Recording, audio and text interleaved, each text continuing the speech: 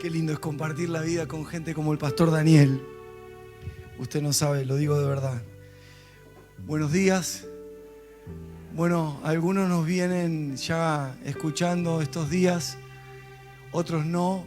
Así que a los que no conocemos, gracias por estar esta mañana aquí. Mi nombre es Zair, soy esposo de una hermosa mujer como Cecilia, con 2 hijas hermosas, así que usted ya está recibiendo el primer motivo de oración.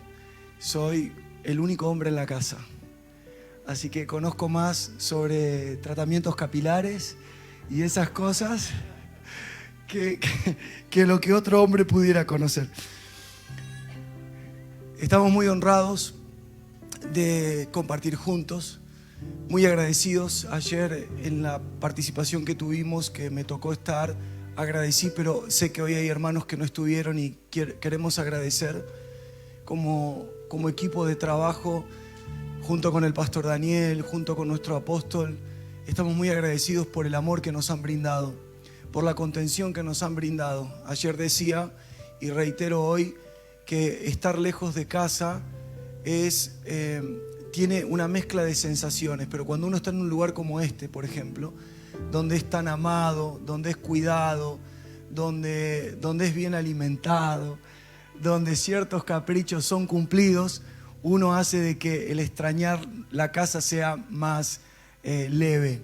Así que pastora, apóstol, pastores, todos los colaboradores, muchísimas gracias, son hermosos, estamos muy honrados, de verdad, han sido días hermosos, hemos disfrutado muchísimo.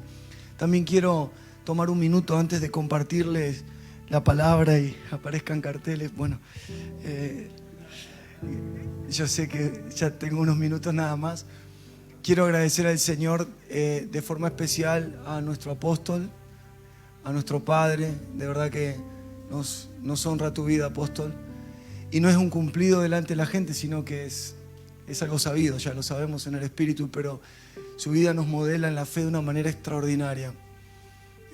Nosotros no decimos estas palabras porque tenemos que quedar bien, sino porque el Espíritu Santo nos ha dado testimonio y por eso estamos junto a Él y es una honra que nos haya recibido. Gracias, apóstol y papá, gracias. Y gracias, pastor Daniel, porque estos días hemos, y quiero reconocer esto delante también de todos los hermanos y de todos los que están conectados, y sé que tu familia, tu esposa Eva y tus hijas están conectadas también y parte de la congregación. Hemos aprendido muchísimo de tu vida. Nos has enseñado, nos has marcado cosas, nos hemos sentido identificados, algunos hemos encontrado ese psicópata que teníamos escondido, pero no vulgarizamos la palabra. La sencillez y la profundidad de las palabras fueron y son lo suficientemente poderosas como para que nosotros disfrutemos el Evangelio en tu vida. Así que muchas gracias por esa maravillosa honra de haber dado todo lo que el Señor te dio sin temor, compartirlo más allá de los nervios de lo que eso significa. Somos compañeros y sabemos lo que es acompañar a nuestro apóstol. Pero gracias por esa fidelidad. Gracias, hermano, es un placer compartir con vos este tiempo. Filipenses capítulo 2, versículo 25. Tomo solamente de 11:35 a 11:42. No quiero decir y 45 porque son 10 minutos y suena menos. Filipenses capítulo 2, déjeme solo sembrarle esta palabra. Versículo 25 en la Nueva Traducción Viviente, hermano, perdón que no te pasé el versículo. Dice, mientras tanto, Filipenses capítulo 2, versículo 25, mientras tanto, pensé que debería enviarles de vuelta a Epafrodito. Él es un verdadero hermano, colaborador y compañero de lucha. Además, fue el mensajero de ustedes para ayudarme en mi necesidad. ¿Lo podremos leer otra vez, si no le molesta? Filipenses capítulo 2, versículo 25. Quiero puntualmente tomar esta traducción, ustedes la tienen en la pantalla. Mientras tanto, ahí lo vamos a leer juntos, pensé que debería enviarles de vuelta a Epafrodito. Él es un verdadero hermano, colaborador y compañero de lucha. Además, fue el mensajero de ustedes para ayudarme en mi necesidad. Quiero, antes de desarrollar 3 puntos rápidos, mostrarle algo aquí. Una palabra que quisiera que reciban en su corazón. hay ciertas proyecciones espirituales sobre tu vida que ya no estarán más. Nosotros no podemos vivir encasillados en proyecciones que han hecho sobre nosotros. Porque muchas de las proyecciones de los hombres sobre los hombres no son proyecciones de Dios. No son parte del propósito de Dios. Y hay algo que está ocurriendo en la iglesia de Bolivia y en las iglesias de todas las naciones. Las proyecciones de los hombres sobre la iglesia serán quebradas. Porque muchas de esas proyecciones nada tienen que ver con el propósito eterno de Dios. Y no estamos hablando de gente que está tratando de comprender con fidelidad y exactitud lo que hay en el corazón de Dios para la iglesia. Estamos hablando de los pronósticos y las proyecciones que hace el mundo creyendo que está debilitando la iglesia. La iglesia se está fortaleciendo como nunca antes. Hay ciertas proyecciones personales en nuestra propia vida. Me quiero incluir para que usted no se sienta atacado con esto que voy a decir. Hay ciertas proyecciones personales en nuestra propia vida que van a ser derribadas también. Porque son argumentos que pertenecen al pasado, pero no al corazón de Dios. Son argumentos y pensamientos que pertenecen a frases del pasado, de personas que estuvieron en nuestro camino, de líderes que trataron de modelarnos, pero ese tipo de proyecciones también se van a caer. ¿Por qué? Porque todo lo que no es de Dios desaparecerá en nuestra vida para el que el camino esté liberado y nosotros podamos disfrutar la vida de Cristo. Aleluya. Me tomo estos 5 minutos como de manera profética para decirle que esas proyecciones se van a terminar. Ahora, ¿por qué? La pregunta es ¿por qué? ¿Por qué se van a terminar? Y en esta palabra lo vemos. Si nosotros nos detuviéramos un segundo, Pablo está hablando de alguien tan importante para él y para la iglesia, porque eso es lo que son las personas. Las personas son importantes para la iglesia. Son importantes para el propósito de Dios en la tierra. Si no lo fuera así, no hubiera enviado a su Hijo por nosotros. Ahora, ¿por qué tomo esta palabra? Porque no podemos pasar por alto la proyección que había de los padres de Epafrodito sobre Epafrodito. Los padres de Epafrodito, él viene de una familia, su nombre es griego, él viene de una familia que nada tenía que ver con Dios, una familia griega, y probablemente le pusieron el nombre que le pusieron por la proyección que hicieron sobre él. Epafrodito. Su nombre se divide en dos. Ep, que significa para, y Afrodito, que significa Afrodita, conocida como la diosa Venus para los romanos, considerada como la diosa del amor. O sea, los padres de Epafrodito, ¿qué hicieron? Lo marcaron con este nombre, para la diosa Afrodita. Es decir, hubo una proyección de los padres, del entendimiento de los padres sobre su hijo, de tal manera que, como recibíamos de nuestro apóstol ayer, marcaron su vida para que él sea un servidor de esa diosa. ¿Se dan cuenta la proyección? Ahora, ¿por qué usted me habla esto, pastor? Porque Dios se metió en el medio. Y Dios rompió las proyecciones naturales de sus propias familias para capturar un corazón que pertenecía a Cristo desde la eternidad.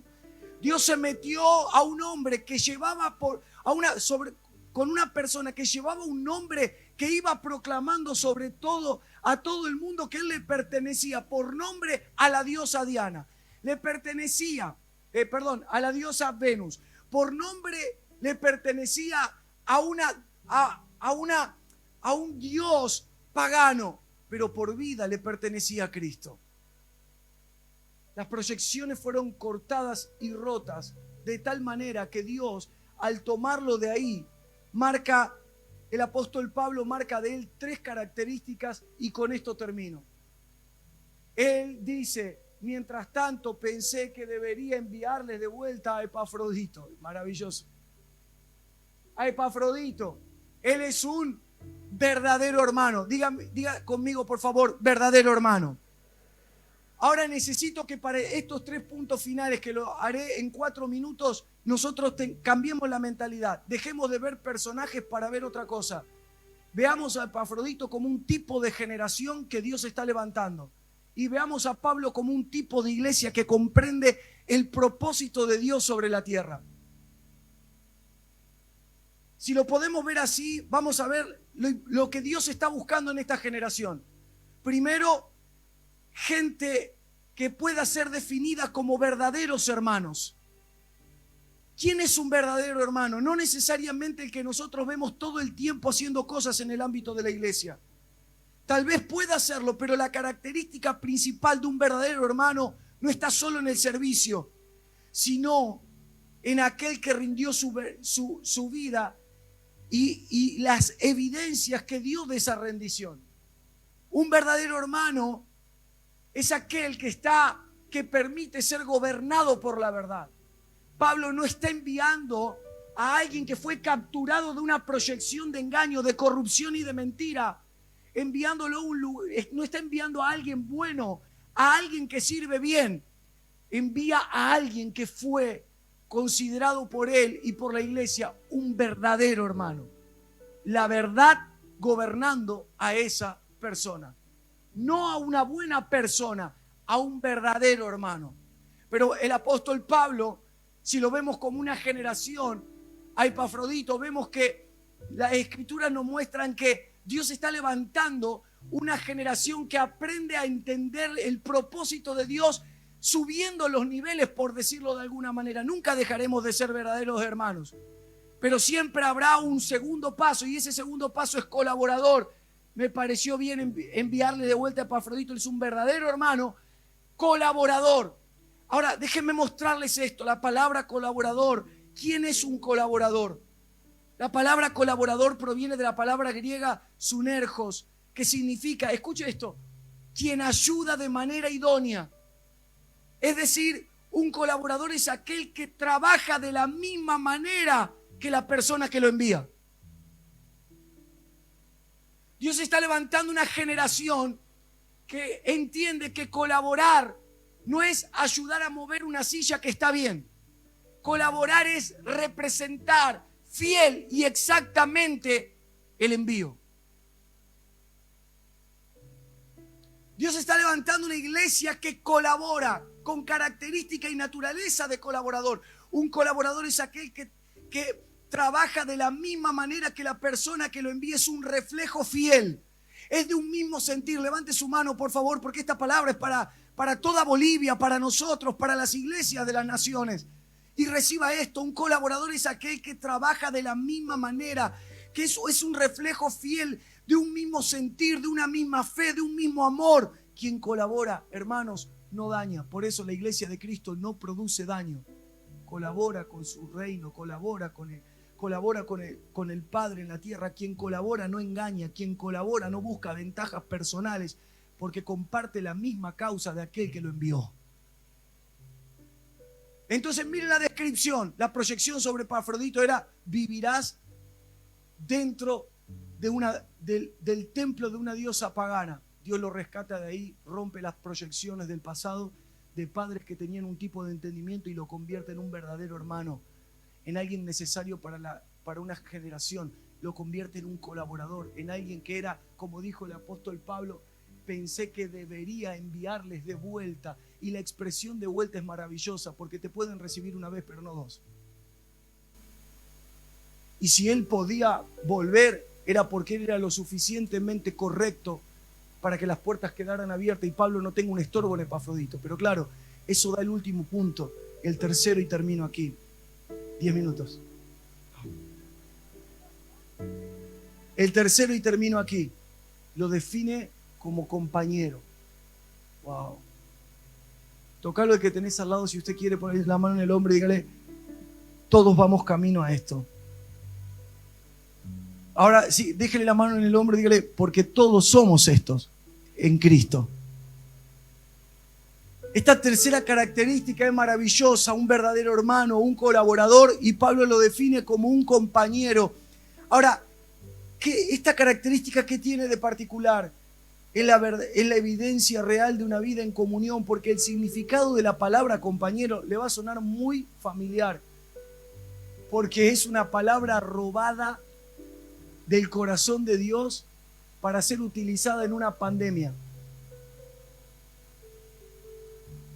La palabra bíblica para la palabra compañero es unidos por un vínculo estrecho. Nosotros hoy tenemos esta frase: si fuiste contacto estrecho, aislate. al menos en Argentina, aislate, separate. Si fuiste contacto estrecho, separate de tu familia, o sea, a una habitación, no podés ir a trabajar, aislate. Pero para Dios el contacto estrecho es el vínculo que fortalece la comunión. Nuestro vínculo perfecto es Cristo Jesús. Cuando Pablo da las características a la iglesia de la persona que sería enviada, habla de una persona que logró el proceso de establecerse como un verdadero hermano, ser una ayuda idónea para convertirse en un compañero, en alguien tan estrecho que se convirtió en una persona que es mucho más que dar una mano. Era una persona convertida en una... Era alguien convertido en una necesidad para la vida espiritual, en este caso de Pablo y de la iglesia. Le pido al Señor que te regale y que nos regale esto, que seamos necesarios, pero no desde el punto de la mentalidad de necesidad, sino necesarios por el amor. Esa gente que vos y yo decimos, nunca quisiéramos perderla porque la disfrutamos. La necesidad de estar con él o con ella es por disfrutarla, es tan necesario. Algunos historiadores dicen que Epafrodito estaba listo para morir con Pablo. Él estaba listo para morir con Pablo. Y yo lo creo. Porque alguien que da evidencias de que es un verdadero hermano, de que es un colaborador y que se termina convirtiendo en un compañero, no tiene problema de morir por esta causa.